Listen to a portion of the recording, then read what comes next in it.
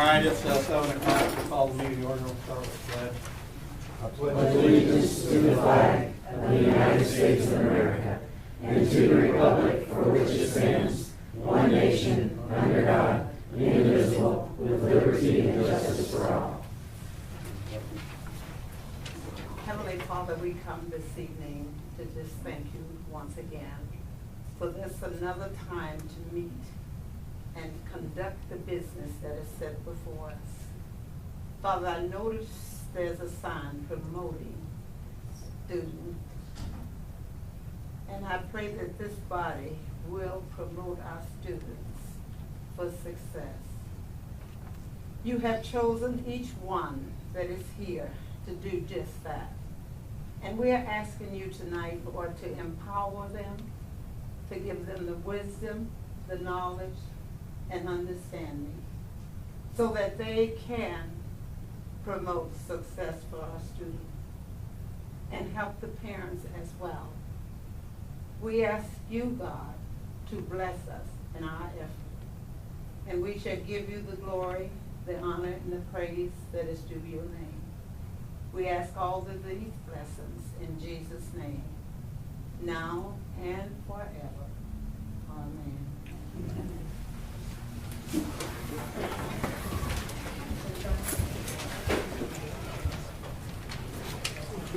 All right, ready for roll call. Mr. Turner? Here. Ms. McConnell? Here. Mr. Curtin? Here. Mrs. Ebert? Here. Mrs. Marberger? Here. Mr. Miller? Here. Mr. Amber? Here. All right, at this time, we'll open the floor to any visitors that aren't on the agenda that would like to say a few things. Is there anybody present that would like to speak as of now? Okay, we'll continue on with consent agenda or communications, I'm sorry. Well, I guess I'll say one thing. So, one thing that I have. Can you please say your name? Yeah, sure can. Matt Shapiro, and I'm a parent to a couple students in the district. So, it looks like,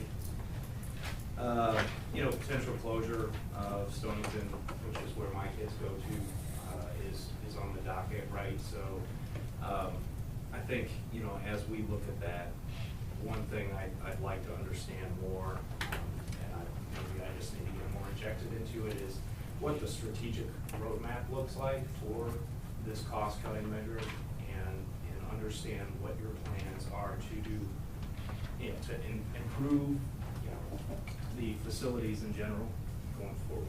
So, maybe that'll come out during the course of this discussion, but as of yet, I haven't heard it, so. Okay, as we continue on tonight here, we'll have the building committee's report, and then I will set a date for a public forum, Okay. which I said the school board would have. Okay. And we will do that so that everybody, pros and cons, will have your chance to speak and to ask questions. We will set that tonight. There will not be a vote this evening. At that meeting, after the discussions on that night, we will have the vote. Okay? Anybody else? All right, we'll continue on with communications. Yeah, sure. It was a great day at Taylorville today. Mrs. McConnell was here for a press conference for another meeting this morning, but we were the recipients of a Department of Justice grant for Stop the Violence grant that Representative Davis was involved in writing that legislation for grant dollars that were available. Mrs. Bruley, myself, and Mr. Hutchison wrote the grant with the Partnership of Mental Health with Sue Paso. We did receive that grant. We are in the final stages of getting that money to come to the Taylorville School District and work with the partnership. And we're going to put another counselor at Taylorville High School to help our students at Taylorville High School cope with today's world and be available for them at that point in time. So that is a very good thing that we were able to capitalize on those additional grant dollars for the students at Taylorville High School.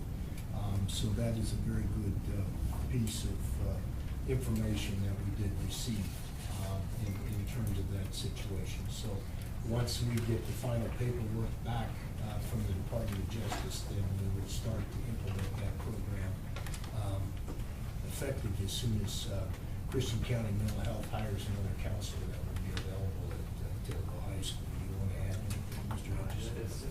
It's the world that we live in now. We need someone. We have so many students with depression, anxiety, and this grant falls right in line with those things and student needs. And we definitely have a need at Taylorville High School, so it's a fantastic opportunity for us, and we're grateful to have received that grant. So they're going to be situated at the high school and available? I'm working with Christian County Mental Health and Sue Paso on how we're going to coordinate it, whether it's full-time or part-time. There's some logistics to work out in regards to that. So. We also had a very successful Taylorville High School career day. Some of you were out there in the building. That was a very successful day to provide experiences for our students at Taylorville High School. Mr. Hutchison, would you give a report, please? Yes, sir. We had our first career day last Wednesday.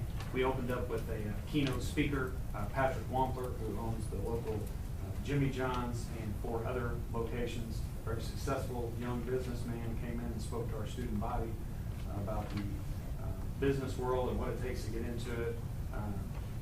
Very entertaining speech. Students got into it. After the keynote address, we broke students up into 4 different sessions. They were to choose, the week before, they were to choose different things that they might be interested in career-wise. We had 105 different professionals there in various careers to talk with our student body. Heard nothing but positives from students, staff, and presenters. This is something we want to do every other year, but it was extremely successful. And you heard Lacey Glenn talk about it at the last board meeting when she presented that we were doing this. And a lot of hard work, effort, and energy went into it, but it was extremely successful, and we're looking forward to doing it again and again every other year. And then we had college night last week too. It was a very busy week at Taylorville High School. Would you give us a report on that? Yes, sir. It was a busy Wednesday. We started with the student assembly for homecoming, then we went into our career day, and then we followed up with the parade, and then the parade came back, and we had college night. We had 40 colleges, university, and military representatives at Taylorville High School in the cafeteria. We do this every year, first Wednesday in October. Extremely successful. The university, college, and military representatives start the day in Springfield, and they always come to Taylorville after that. So we're not only able to serve Taylorville High School students, but also students from surrounding schools. So and the day continued to be busy. We had a bonfire after that, so it was successful. It's kind of windy though. It was, yeah. The bonfire itself was rather short. And then we're very pleased to announce that the administration continues to work with Lincoln Land. Tonight, we're pleased to announce that we've added additional dual credit for our vocational ed classes, Mr. Hutchison. That's correct. More good news from THS. We've been working with Lincoln Land. Obviously, you know, we have 270 students with the possibility of earning dual credit. Working with Lincoln Land, we've added 5 additional courses. Farm management that will partner up with our ag finance and ag business management. Ag mechanics 2 partners up with ag mech 2 at Taylorville High School. Plant science partners up with intro to horticulture. Landscape maintenance goes with our landscape management. Employability skills goes with school to work and some other agricultural classes. So, and we're going to be able to start these dual credit courses this year.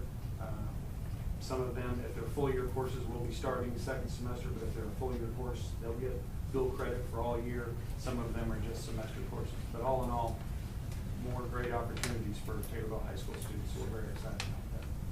Last week was a good week. And then we just received Ward 2, which this comes every year, from Mr. Steele in our Taylorville High School yearbook. Is putting into the Walsworth Gallery of Excellence. They select only a handful of yearbooks that go into this throughout the area, and our yearbook was selected again to participate in that. So 13 years in a row. Yep, 13 in a row. And it's pretty impressive with Mr. Steele and our journalism department and our students involved in that. So that's all I have, Mr. Chairman. All right. We'll continue on with the consent agenda then. Consideration of minutes. Are there any changes need to be made or updates, or anybody have anything to say about the minutes?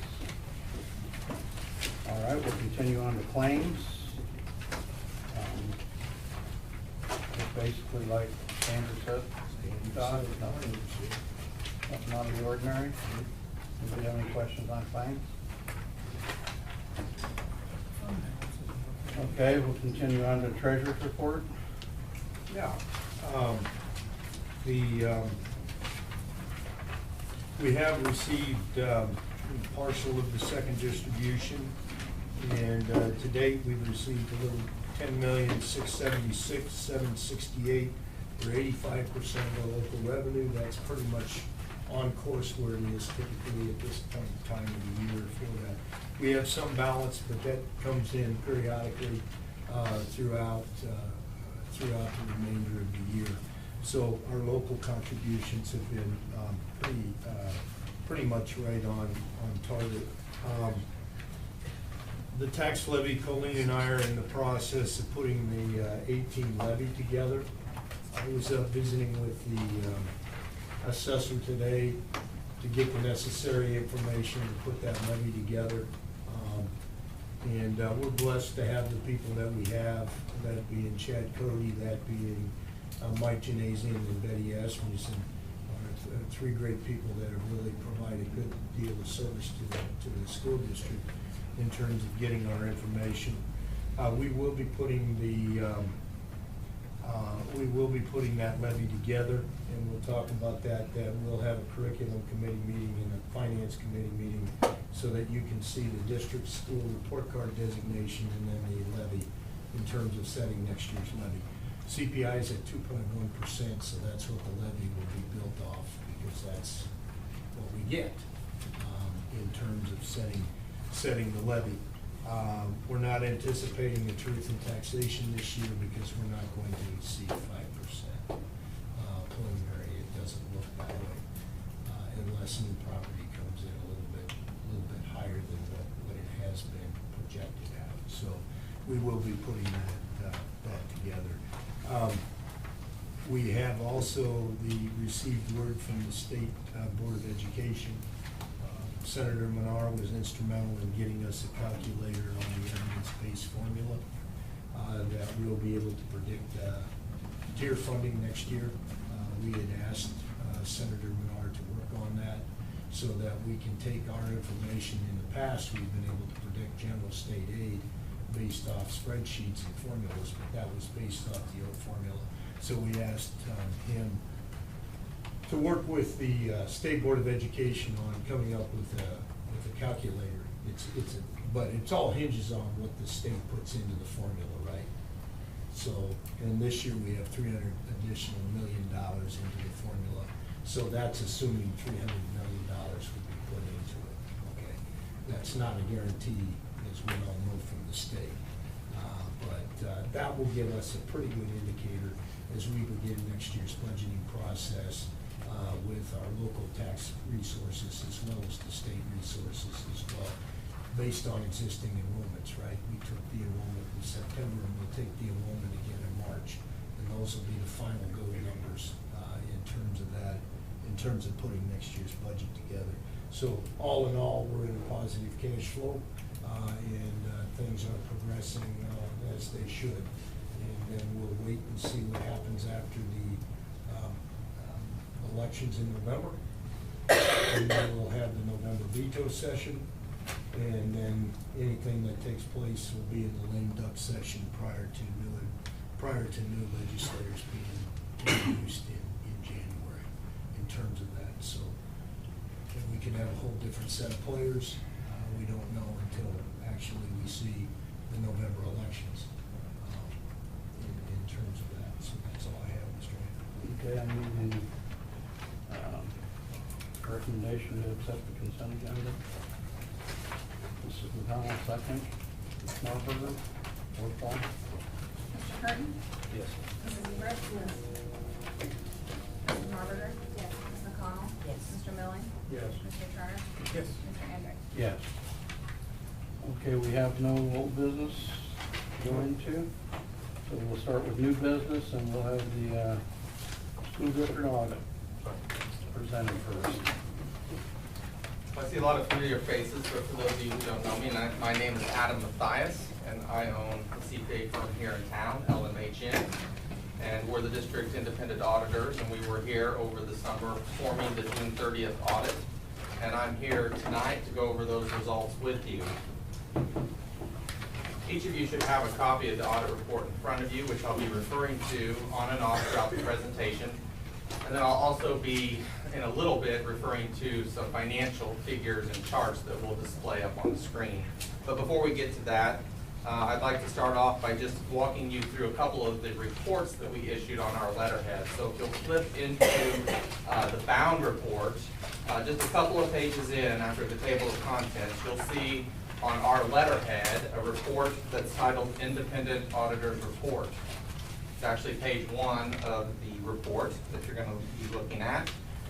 This is where you would find our opinion. We do all of the procedures that we have to do. We tie out all the numbers. And what it all boils down to in the end is this report right here. This is the report where we state that we performed the audit and that we believe the numbers to be accurate. Okay? You will find in here a couple of different opinions. As some of you know, you guys follow the regulatory basis of accounting, which means we follow the state's format. We use their forms for the financial statements. So first, we have to give an opinion on GAAP basis, which is full accrual. So we're given an adverse opinion on that because we're not doing that. We are following the regulatory basis. But then we go on to give a clean opinion, an unmodified opinion on that, which is what the state is looking for. It's also what granting agencies would be looking for, okay? So again, it's an unmodified opinion that we've given, which is a clean opinion. If you'll flip to the next letter that's on our letterhead, which starts on page 4 and 5. This is the report where we would point out to you whether or not we came across any material matters, whether that relates to internal controls or compliance with laws or grant agreements and so forth. This report is a clean report. We did not come across any material items that needed to be disclosed to you here in this report, but I wanted to let you know where that would be located if we did have any. Now, we did come across a few items that we discussed with the superintendent and the business manager that weren't material items that needed to be disclosed inside the report. They were just verbal comments and suggestions that we had for the district, and I'll share those with you now. Again, they're not in your report, these are just verbal. We actually only had one verbal comment, the others were just suggestions. Our verbal comment related to your activity fund policy that you guys adopted several years ago. That policy requires certain forms to be completed when there are fundraising activities, and we even have those forms as part of the policy, which facilitate dual signatures, for example, dual controls over the collection process. When we did our testing, we found that a few instances those forms weren't being used. They were either using an alternate method, or perhaps in some cases we were able just to locate one signature instead of two. And so we are suggesting to the district to provide the necessary education and feedback to the key employees that are involved with that process, such as the office staff and sponsors. And then we had two verbal suggestions that we shared with the superintendent and the business manager. The first one just dealt with some old outstanding checks that were on the activity fund books. anytime there's a check over a year old, we always make note of it and just let the district or the village or whoever the auditee is, we just let them know about it so that they can research those checks and reissue them if they need to, or void them. There was only a few, and it was for very small amounts. And I give that detailed information to the district.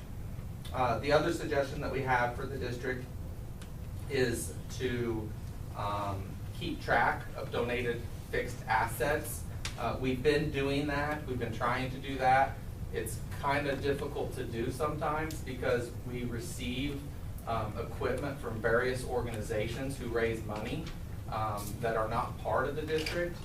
But when a fixed asset is donated to the district, for example, the turf project, we need to record it on our books. It's as if they donated the money to us and then we turned around and spent it. I mean, that's kind of the way it gets recorded on the books. We know that, we've been doing it, but it was just a reminder to be careful about that, especially in light of some big things that are coming up, like the turf project. And so my recommendation there was just similar to before, which is to provide some continued education and feedback to all of the known donor organizations that we work with and their key employees and their sponsors. And that's all we came across during the audit. Again, just those couple suggestions for you. I do want to let you know that you had to have a single audit this past year. A single audit is required when your federal expenditures from federal funds that you receive exceed $750,000. And they do exceed that. They always do. So we have a single audit every year. But that is what the report on page 6 and 7 cover, in case you're wondering. So there are 3 reports that we issue. We covered the first 2 earlier, and this is the 3rd one. This is the report that would disclose to you whether or not we came across any federal related findings, okay? And we did not. So this is a clean report as well, okay? I do want to point out just a few more pages of the report before we switch to the charts, okay? If you'll turn to page 40 of the report.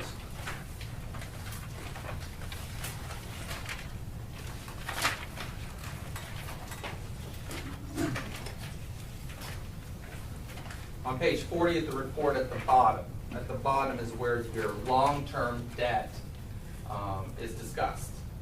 It starts off with just a description of all the different debt instruments that you have here. But if you'll flip over to the bottom of page 41, this is where you will find a summary schedule of all of your debt activities. You'll see on that schedule that there were no increases, there were no new issuances of debt during this past fiscal year.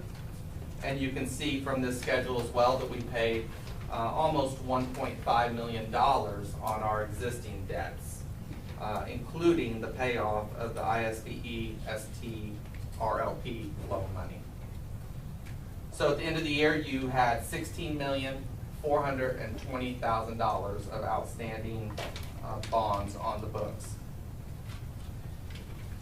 The next page, actually the next 2 pages that follow, that's going to break down each one of those loans and when those payments are due year by year. On page 51 and 52, I'd like to go over your operating expense per pupil and your per capita tuition calculations. I apologize for the size of this. I will read to you the number. This is the state's form, as I mentioned to you earlier, because we're following the regulatory basis, and they do not allow editing of their form, so I cannot make it bigger, okay? But I'll read to you, I'll summarize it for you. I really want to only focus on the bottom number on that page. If you can't make that out, your operating expense per pupil was $8,126 this past fiscal year. That's up just a little bit from the year before, which came in at $7,685. Now, this calculation is impacted, of course, by your ADA as well. So the more pupils that you have, the more students that you have to spread the costs over. Okay, so that's going to impact this as well. To keep this in perspective, the statewide average operating expense per pupil is about $13,000. Now, that includes some districts that have very high property taxes and includes some that have very low. So I'm not suggesting we have to keep up, right, with the average, but we are well below what the statewide average is. And we're in the bottom 5 percentile, is my understanding as well, as it relates to the operating expense per pupil. Your per capita tuition, which is the next page, came in at $7,028. This is what you would charge out-of-district students who would want to attend Taylorville schools. That's up just a little bit as well from the year before, which came in at $6,933. One number that I would like to share with you that's not in the report this year, if you'll remember last year, for those of you who were on the board, we went over the amount of money that's owed for pension liabilities. I don't know if you remember that particular discussion, but those numbers no longer show up in the report. It was a new type of disclosure, and through continued education, we've come to understand that if we're not GAAP basis, which is full accrual, we shouldn't be disclosing that in the report. So I'm going to verbally let you know what those figures are in case that interests you. The first number is your IMRF pension liability. That's $509,183. Again, that's not on the books because we're cash basis, but it is a liability that's sitting out there. What was that again? $509,183.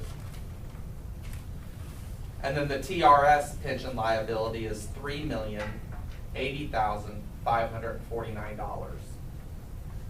So these actuaries every year take a look at what the contribution is that the district makes and investment results, and then they project the future. So these numbers, you know, go up and down depending upon how those projections are coming in at. So it's not like you have to write a check for those figures, but it is used, these figures are used to calculate your contribution rates, and eventually has to be settled up. Adam, would you repeat that number? $3,080,549. And these figures and detailed reports that have all kinds of information related to the pension liabilities, you know, are available. So if you're interested in that, you can stop by and pull them and print those out for you. It's got all the actuarial information they use to come up with these figures. We did issue another report to the board. We issued a 4th report on our letterhead that's not in the bound copy, okay? I have printed it, and I have a copy of it in the master copy of the report. So if you'd like to take a look at that, you can. But it is a report from us to the board that goes over a few key items. It goes over accounting practices, estimates that are used, such as depreciation, sensitive note disclosures, which I pointed out a few of them to you tonight here already, difficulties that were encountered while performing the audit, which there were none, disagreements with management, which there were none, and material adjustments proposed and booked by the district, which there were none. We actually did not have any journal entries that we had to make this year. Everything was in the right buckets when we did the audit. Colleen, as you know, is doing a fantastic job in that position and has runs a tight ship. Everything's in the right spot, so we appreciate that. I'd like to shift focus now to the financial figures, and to do that, we're going to display some charts, I believe, on the screen behind you, Mr. Chairman. No, they're not in the report.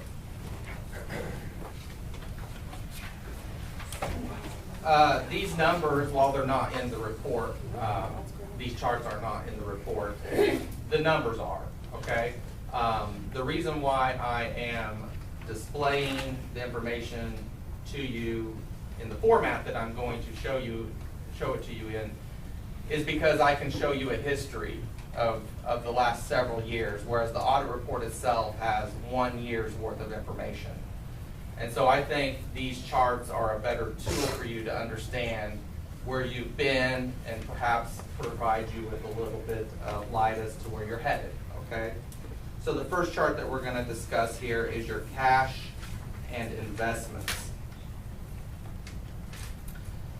So you'll see from the description at the top of this chart, this is the cash and investments in those funds: the educational fund, the operation and maintenance fund, transportation fund, IRS Social Security, and tort fund.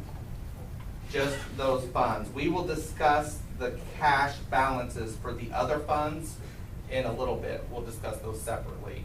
I like to put these together because these are the main operating funds of the district, for which sometimes general state aid, which is now evidence-based funding, and replacement taxes and so forth can be deposited across funds depending on which funds need it. So we're going to look at them together, okay? You can see here from this chart that your cash balance has grown over the past 5 years from a little under $6.8 million up to a little over $7.8 million, okay? That figure is up by about $700,000 from the prior year. And so we're going to focus on that increase. Why did cash and investments in these funds increase by $700,000? Okay? And to do that, we'll look at the revenue and the expenses, because obviously this past year in those funds, there was a net income, there was a surplus, right? And so that's what we'll take a look at here next. Now, one thing I do want to point out to you was we did not transfer any working cash money over to any of those funds this past year. So that is not impacting the change in cash. It all came from this chart, okay? Your net income. So if you take a look here again, just for these funds, those same funds, you'll see over the last 5 years, the revenue figure, the expense figure in green, and then your net income or loss, which is the red bar at the bottom. So let's take a look at it. Your revenues this past year came in at just a little over $23 million.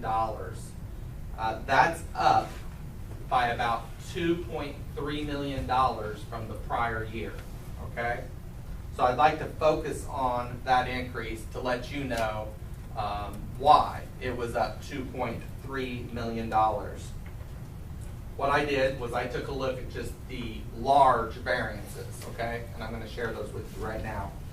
Evidence-based funding was up approximately $930,000. So that's a big chunk of that $2.3 million increase. Then we had some timing differences in state funding, okay? Transportation, state revenue was up $442,000. Okay, that was a timing difference. Pre-K state revenue was up as well due to a timing difference of about $483,000. Private facility state revenue up $175,000. Also a timing difference for the most part. Special education state revenue was down by $110,000, so that one was down. But the reason for that is some of the funding now shows up in the evidence-based funding. We get that money flowed through to us. So part of the evidence-based funding increase has to do with the special ed money being down a little bit. National school lunch and breakfast, federal revenue was up $175,000. If you'll remember, we implemented the CEP program, right? So that's impacting that figure. But on the flip side, the local food service revenue was down $122,000. So all that, of course, was expected due to the CEP program. Title I federal revenue was up by about $51,000. So those are the big fluctuations. A lot of timing differences, other than the changes related to the implementation of the CEP program for the lunch. The difference, it was up 175,000. Yeah, for the revenue, for the federal revenue side. But we took a little bit of hit on the local revenue side because of it, right? Because it's free lunch, so we're not having as much purchases, a la carte and so forth. So for the most part, timing differences and evidence-based funding has to do with that $2.3 million increase, okay? Expenses, the green bar. Expenditures came in at a little over $22.3 million. That's up approximately $1.3 million from a year ago. So revenues were up $2.3 million, expenditures were up $1.3 million. What were the big items that fluctuated and make up that $1.3 million? Payroll and benefits were up $437,000. Mid-state tuition was up by about $42,000. Capital area career center expense was up $156,000 because that was a new program. The year before it was $0, and this year it was $156,000. Food service contractual expense was up about $84,000. Transportation contractual expense and fuel was up $52,000. And then we had some increases in purchases of supplies and services, probably because there was a several-year period, I know, where we didn't have a lot of those purchases, so there might have been some catch-up there. Our instructional-related supplies and purchase services were up $374,000, and our operation and maintenance-related supplies and purchase services was up $40,000. So those are the biggies that make up that $1.3 million. So with an increase in our revenue of $2.3 million and an increase of our expenditures of $1.3 million, you'll see we had about $1 million swing to the positive, which is why we went from a loss the year before of a little over $200,000 to a net income this year of over $700,000. So it was a good year on paper on the modified cash basis of accounting. Okay? Let's take a look now at the other funds, which you'll see a chart up there. We'll talk about these four funds: the debt service fund, the working cash fund, the capital project fund, and the fire prevention and safety fund. The debt service fund, you can see there, I've just got a 2-year history on these funds. The debt service fund had a net income of about $79,000 this past year. This fund really isn't designed, to have a big net income or loss. We bring in about $1.1 million from property taxes and $1 million from the school facility tax.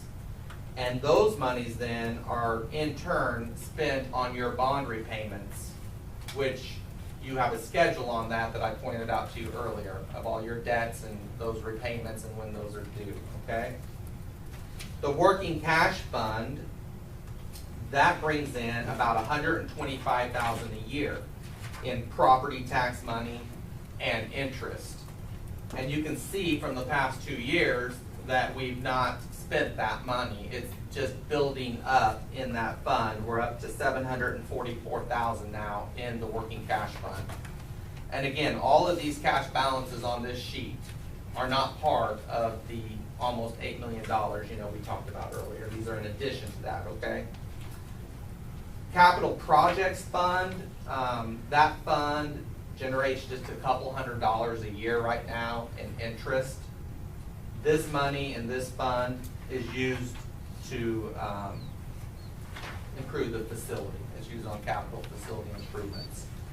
So that money is just building up right now. The fire prevention and safety fund, you can see there's some big swings in this fund, which is the reason why we don't commingle it with those other charts, because these funds have unique things that happen in them. The fire prevention and safety fund had a $2.8 million bond issue during fiscal year 17, which is why we had a net income in 17. and then we turned around and spent the money in fiscal year 18 on projects, okay? So that's why there's a swing there. The next chart is your preliminary financial profile score. I'm calculating it at a 3.8. That is up from a 3.45 the previous year. This will place the district in the financial recognition category with the state, which is the highest category that they have. That's an improvement over the prior year. As you can see, a 3.45 the prior year would have put you into the third category. So we have an improvement. So why? Let's go over this score. It's made up of 5 components. We have fund balance to revenue, which is cash to revenue for you guys because you're cash basis, okay? So your cash to revenue is better because your cash balance is increased, right? We talked about that just a little bit ago. But you were already getting the highest score of 4. So that score did not change. You're getting the highest score of 4. Expenditure to revenue. This is where you're going to see the change, okay? Anything under a 1.0 means that you had a net income or a surplus. Anything over a 1 means you had a net loss. Because you had a net loss the year before, remember that chart we were looking at? That hurt your score. And the prior year, that got you a score of 3. But now, because we have a net income and a balanced budget in those funds, you're getting the highest score, a score of 4. So that improved this past year, bringing your score up. The other 3 scores did not change. The days cash on hand was a little bit better because your cash was up, but not enough to get a higher score. That takes 180 days, and you're at 134, okay? The year before you were at 127, so you're getting a score of 3 both years.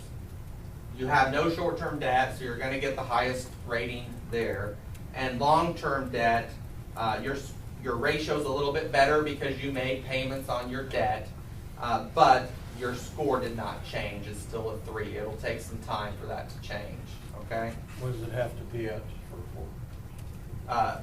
The debt one, Yeah. I'll have to look that up for you. I did not have that written down. But I've got it at the office. So that's your financial profile score. That's preliminary. They will bless that and issue a final one later, but I'm pretty sure it always ends up being the same as we are suggesting it's going to be. I have a few closing comments, and then we'll open it up for any questions that you might have.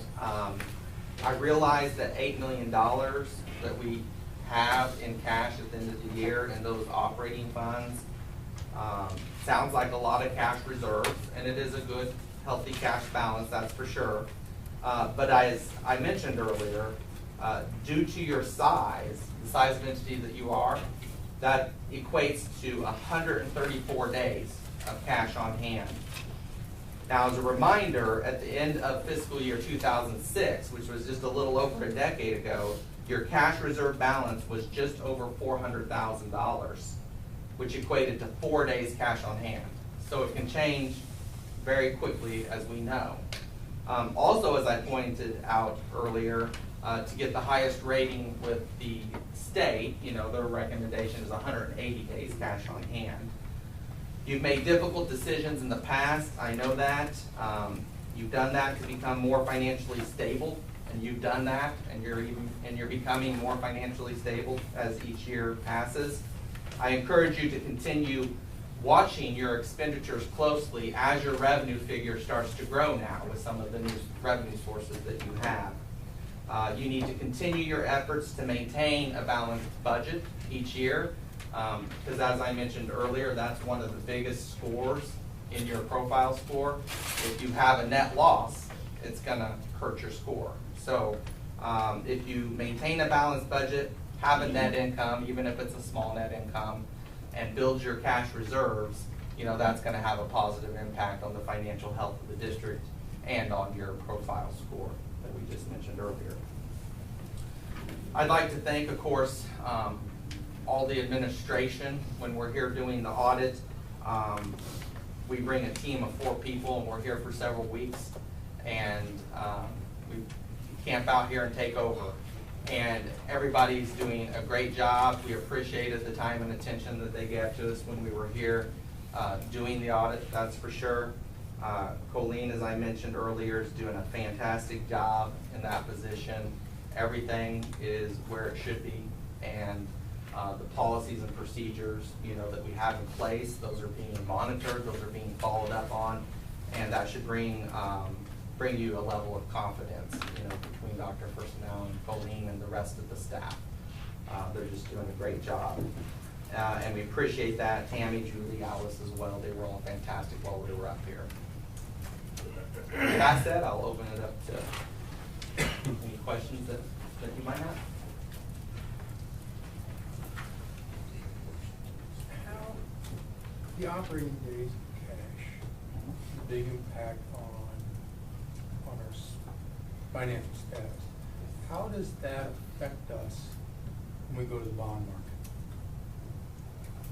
Well, I'm not a bond expert, but I would think that that would be favorable. The financial health of the district has to have some sort of impact on how your bonds would be rated and the interest rate, when you say so.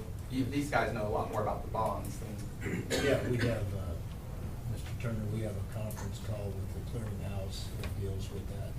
They want to look at past financial reports. They're primarily looking at your expenditures and your revenues. They're also looking at your days cash on hand. So your days cash on hand is basically like in a company I call retained earnings. Well, I can tell you in Yeah. 2006, we didn't have days cash on hand. Right. We ended up borrowing an awful lot of money because we didn't have the cash reserves that we have now. And some of that was timing issue due to when we got our property taxes. But when you have 4 days cash on hand and you have to make payrolls in August and September, and you don't receive your general state aid until August. So basically, we were borrowing money and taking out tax anticipation warrants. So that affects your That affects our interest rates. Had we gone out to borrow money in 2006, we wouldn't have been I would not say, well, we weren't in a position to borrow money in 2006. I would say we probably wouldn't have been a good investment, or we would have been paying higher interest rates to accommodate that situation. But yes, they look at these reports. We have to submit these reports to the bonding council. And follow up on your comment on whether or not that's retained earnings, like in the business world. In a way it is. I mean, for you guys, because you're cash basis, fund equity, which is retained earnings, equals cash. But again, that's just on the cash basis. To see the whole health of the district, you have to consider other things as well, like those pension liabilities that we mentioned earlier, and your facilities and what those are worth, because those are not on the books either. We're looking at cash. Thank you. All right, if there's no other questions, I'd like a motion to accept the report. Mr. Milling, a second. Mr. Turner, roll call. Mr. Curtin? Yes. Mrs. Ebert? Yes. Mrs. Marler? Yes. Ms. McCall? Yes. Mr. Millen? Yes. Mr. Turner? Yes. Mr. Hendrick? Yes. All right, next on the list So I here. just want to thank you. Oh, you're very welcome. Yes. You're very welcome. Excellent audit. Thank you. If you guys have any questions later, my phone number is on the letterhead, which all of you have a copy of. I'd also like to thank Colleen and Dr. Personnel for making it go so smooth. Very good job. All right, next on the agenda will be the committee, or the building committee report. Mr. Turner? I'm not sure how much detail you want me to go into, but basically, I made a spreadsheet out. I took a look at our enrollment numbers since we did the count in September for the state, verify how many kids we had, to look at what we were gonna get in funding. I went and got those numbers, and I took all those numbers from kindergarten through 4th grade, laid out individual lines, looked at the availability of classrooms in Memorial School and availability of classrooms in North. We have 14 available classrooms in Memorial. We have 20 available classrooms at this time at North. What I did is the first look at, and this is this year's number, so I could look at this year's and then look at next year's projected numbers. So for this year, in the first look, I said, oh, if I just take kindergarten and first grade and I took them over to Memorial, how would that work? And I said, so I just threw a seven sections here and 7 sections there, and the numbers came out that we would have 20.1 students per class in kindergarten and 22.3 in the first grade. And we'd be able to fit everybody into those 14 rooms with the existing teacher base that we have, including the teachers from Stonington. Then I took and looked at started messing with the numbers in second, third, and fourth, wound up with 7 sections, or sessions, or sections, whatever you want to call them. I'll just call them rooms. 7 rooms for the second grade gives us 21.6, approximately 22 kids. 6 rooms for the third grade classes this year would have put us at approximately 23 kids, 22.8. So we'd have had a 22 and a 23 and a 22 and a 23. And that would have been 6 sections, and then 7 for the fourth grades. It would give us just under 20, would be 24.6. So you'd have some 24s and some 25s. But that would add up to 20 rooms. So that looked at, and then at that, it said we could handle all that population split between those 2 buildings. Went back and took another look at it and said, well, what if you just went K1 and 2 at North? You take 3 classes over there, you got 20 classrooms, you still wind up with the 6, the 7, and the 7, or the way you need 6 rooms for the kindergarten, 7 rooms for second, 7 rooms for third. You have 23.5 is the largest class you have, and 21.6 are the lowest classes. You have a 22.3. So you're going to have some 23s, some 22s, so on and so forth in that process.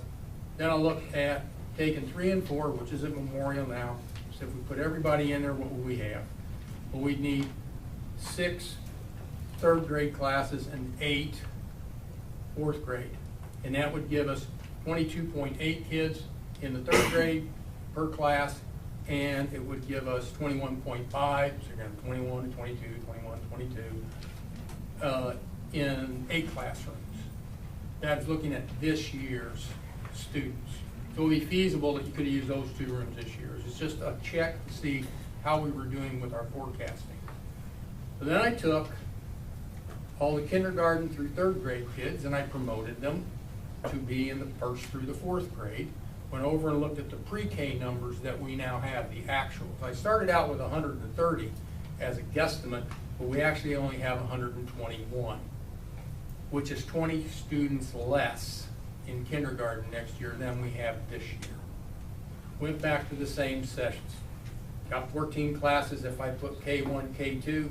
At Memorial, I wind up with 17.3 and 20.1 per class in Memorial if I did the kindergarten, first grade.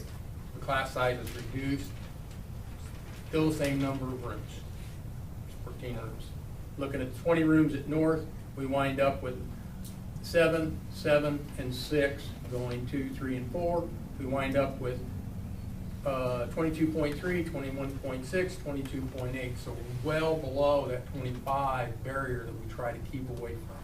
Makes a lot of difference when you get 2 or 3 students, 2 or 3 desks out of a room. It makes it a lot easier to deal with the whole process, from what I'm told anyway by the building managers, principals. I still can't get back from industry to school yet. But anyway, so the same look as I did with, well, what if we put 3, what if we just keep 3 and 4 at Memorial and we go with K and 1 and 2. Looked at it, we had 6 sessions, 1 session, or 7 sessions and 7 sessions doing kindergarten, first grade, and second. Class sizes 20.2, 20.1, 20.3, or 22.3. So they're staying well within that boundary again. Looking at the 14 classrooms for 3rd and 4th grade over Memorial, we would be equally split 7 rooms and 7 rooms, 21.6 and 19.6 class size. And this is all basically due to, we're not in an expanding business model, we're in a shrinking business model. And so we're in a similar situation we were in 2009. 2009, after all of the, if you go back and look at this 2007, 2008 community study group, they went through, there was an independent study by local business people and professionals, and they came back and they said, you got too much brick and mortar, too many rooms, and too few kids. If you look at it from a business standpoint, I have far more capacity than I need to serve my product and my customers. So they said, you need to do something about that. And they looked at the process, and that eventually in 2009 turned out to be the closure of Mount Auburn and West School. And then in 2013, the formula, the process they laid out here was looking at how do you serve your customers and what rooms do you need and how do you do that with teachers and class sizes. And I got to tell you, the administration's been pretty good at looking at those numbers and looking at the birth rate, because it goes into looking at the birth rates and passing those birth rates up and looking at that and looking at how is the county doing in population. And what happened is, Sorry. oh, that's okay. Sorry. But, so we've had this constant population decline. And we've also had a constant average, don't like this one, age increase.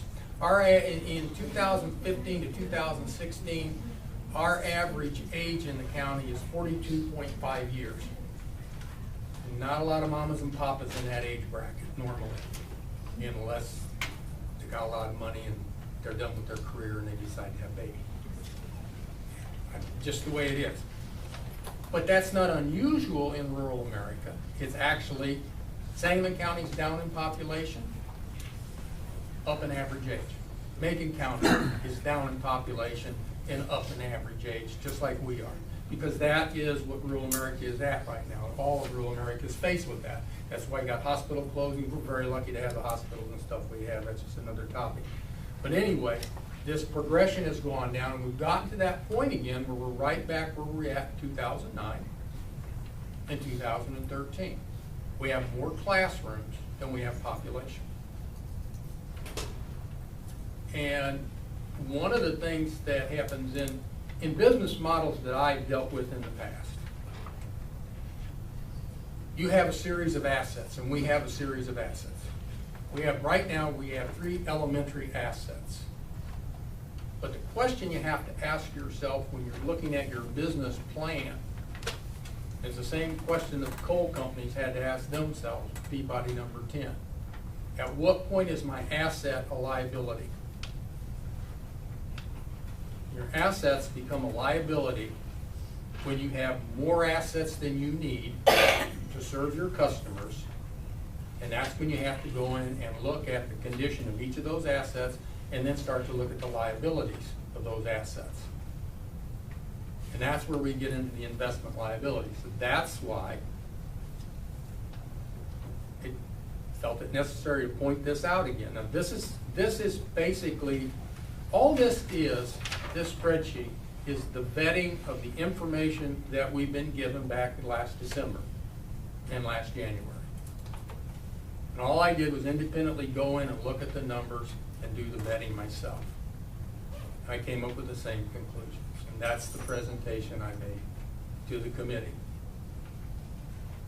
Mr. Millie made a motion that for next year, and to do it soon, so that we could notify everybody, that families would know where their kids are going to go, teachers would know where they're going to be. Let me point this out, one other thing out too, in this thing. We don't have to lay a single solitary person off. We keep everybody we got in the teachers. One thing we don't have to do is we will go down to 2 building principals in the elementary instead of 3, but we have 1 retiring. So it's not a layoff. So we keep that population of teachers, thank God, because those are the people doing work. But we will not have to have 3 building superintendents, and that is a cash savings. And one of the things I like about numbers is that numbers have no bias or prejudice.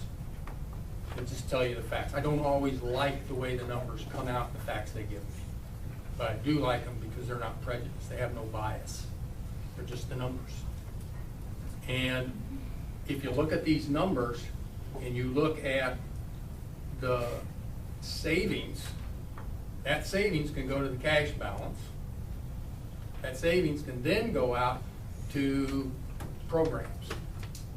And you're looking at, in the area of somewhere, very conservatively, of almost $160,000 a year. Because you're gonna look at, you're not gonna save all your energy costs. Your energy costs last year's were like $86,000. So say you only save $70,000 of that.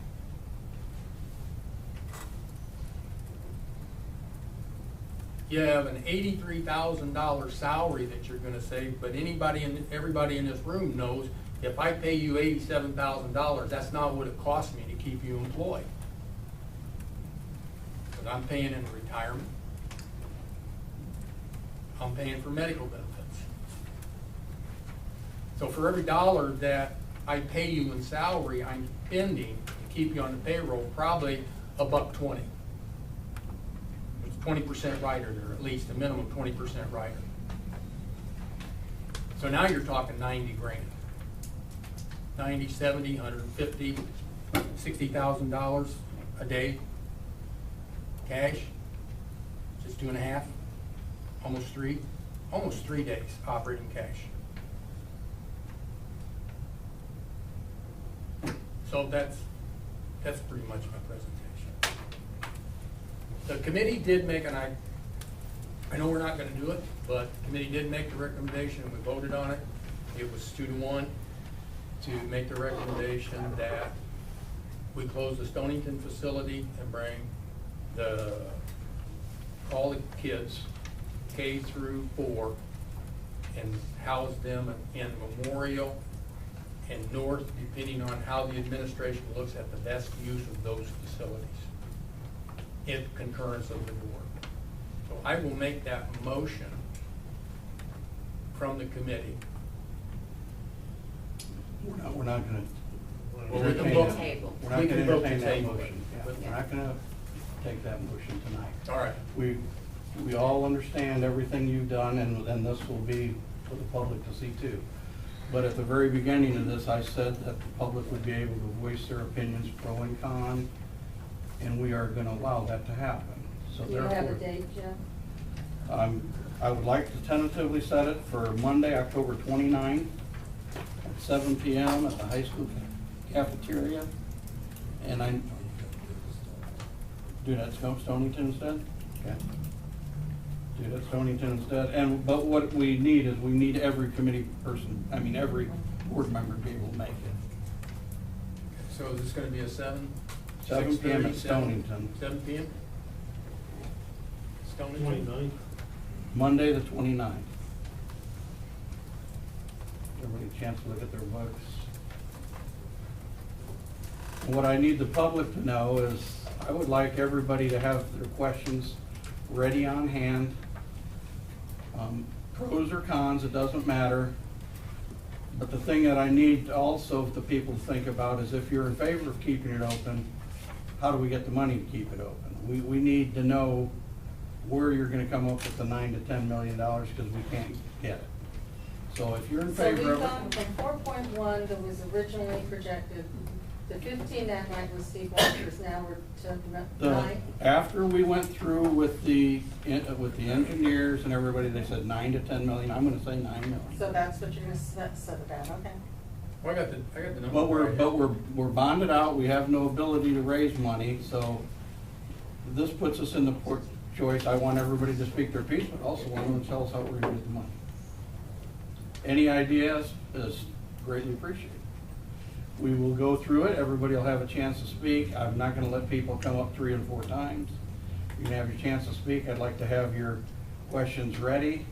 We will answer the best of our knowledge and what the research shows, and we will continue on with the meeting, and at the end of that meeting, there will then be a vote. Is that date available for everybody?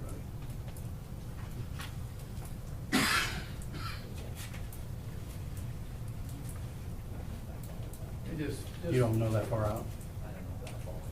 No. Well, this is pretty important. So the 29th will be the meeting at Stonington. So, what do you like? Just a point of order on in December, or no, in January, when the initial dollar came out, that was 4.155, okay, 4.1 million, say. Remember, we asked the architects to go back and look at that, and then we had after we had building committee meetings, we had that walkthrough in Stonington, and they explained that they had gone out and they'd also talked with contractor input after looking at that. And the boiler, which originally was $755,000, everybody said, well, that's got to be too high, is 1.45 million because we have to build a mechanical room to house the boiler. The roof work came in because they combined it, they figured out with all the electrical, remember I went up on the roof, we have to lift all the electricals, we have to work on parapets, that came up to 2.2 million. So what happened was, if you look at just the items that were presented by the administration, we went from 4.155 to 6.410. But the other thing, remember the other thing about the health, life, safety list, that once we go and do that, that was an additional increase that brought in another almost 2.7 million. But that was also something that didn't have to be done immediately, they said. Has to be done eventually. Yeah. And the ADA, if you go up the ADA work, remember, when you open the building and get to a certain investment, then that clock ticks and you have to bring that in. So in the long run of the issue of looking at where you're going to, and again, even if you only do the 6.4, that's not what it's gonna cost you. It's gonna cost you more, because you gotta pay the interest on the 6.4. Well, the other thing is we're continually dealing with decreased enrollment too. So on top of that, even, I don't care where your dollar figures come in, every year it's gonna be increasing per student because we're having less students available to spread the cost. So, and that can all be presented to the public before the question starts, so that everybody knows where we're at. But we do want to have their input, and we want to have both sides, because this is everybody involved. It's one community here. We want both sides to be ready to come up and give your input, whether it's a question or whether it's just a short statement. But we want to get this done, and we need to move on so that one way or the other, we know what we're doing, because we've got to start getting money together, and we got to start moving people around.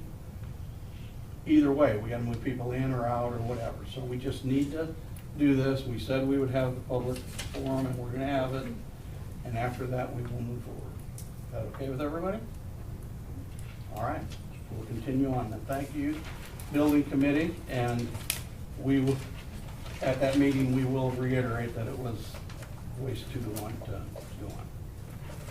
Okay, now I need a motion to go into closed session. Ms. Marger, a second. Ms. McConnell, roll call. Mr. Burton? Yes. Mrs. Burton? Yes. Mrs. Marber? McConnell? Mr. Miller? Mr. Turner? Yes.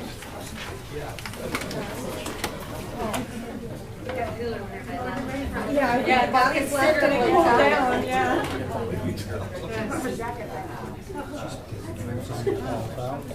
Yeah, you're out. You're an open. All right, we're open session now. I would like to have a motion to accept personnel. Mr. Turner, a second. Mr. Milling, roll call. Mr. Turner? Yes. Mrs. Ebert? Yes. Mrs. Marber? Yes. Ms. McConnell? Yes. Mr. Miller? Yes. Mr. Turner? Yes. Mr. Hendrick? Yes. All right, we'll proceed to superintendent report. Yes, I just have a couple items for you this evening. We are still moving forward with the mid-state special education withdrawal. We are currently writing the plan, and the plan is to present the plan to the ROE boards on January 7th.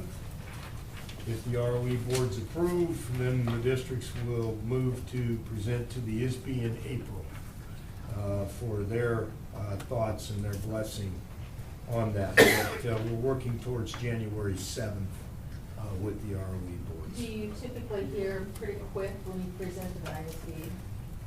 Do you think you would by possibly being placed for next year then? We're still planning on moving forward, that the ISB gives us blessings in April. We'll be ready to roll July 1. Good. In terms of that situation, so.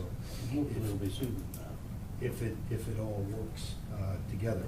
But first, we have to get the ROE boards to concur on the 7th.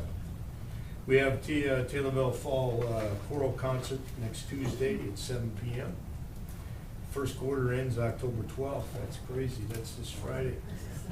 Parent-teacher conferences will be October 25 and 26. And then we would like to schedule a dual finance and curriculum committee meeting, so that for two purposes. One, the curriculum committee can go over the designation for the Illinois School Report Card that will be out at that time.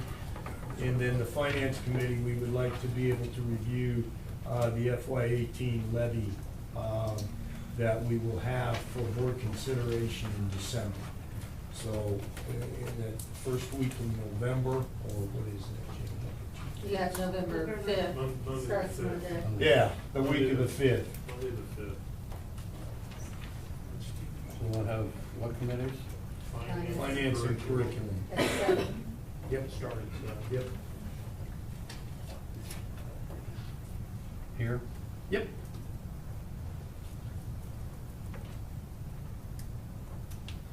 Okay. Okay. Our maintenance staff is working on getting the buildings ready for the winter season. I can tell you the Taylorville High School boilers are operational. They started those up. They were filled with chemical, and they are currently operational. TMI was here, and it's all hooked to the computer, and they'll be ready to roll for winter. We had a great visit today from the Rochester School District to come and take a look at Taylorville High School STEM Lab. They spent most of the morning with the administration and our staff looking at our STEM lab in terms of what's happening at Taylorville High School. So I thank Mr. Pinchman, Mr. Hutchison, and Mr. Poniak for providing that opportunity for the Rochester folks to come over and take a look at that. Other than that, that's all I have for you this evening. Okay. Motion for adjournment? Mr. Bieber, second, Mr. Connell. All in favor? Aye. All opposed? Also want to remind everybody that petitions for school board are available to be taken out now. And when is it due? December?